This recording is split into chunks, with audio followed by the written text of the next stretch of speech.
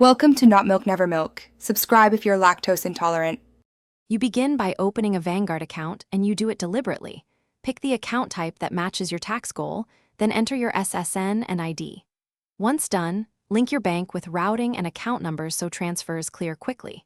Make a funding decision now, set a specific dollar amount or a percentage of savings to transfer.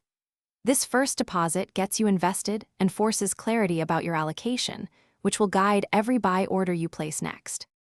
Next, you choose which Vanguard mutual funds match that allocation: index funds for low costs or active funds for specific strategies. Look at expense ratios, historical risk, and how each fund fits your timeline. Then convert allocation into concrete orders, enter dollar amounts or percentages, and decide between market or limit buys.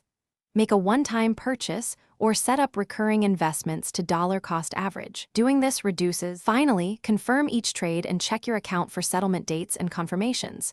Make sure shares and cash match your intended allocation.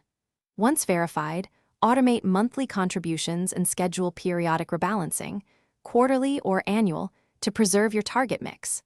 Monitor statements for dividends, capital gains, and Form 1099 at tax time.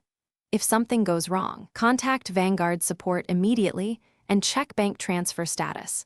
Often a wrong routing number or pending verification is the single issue to fix quickly.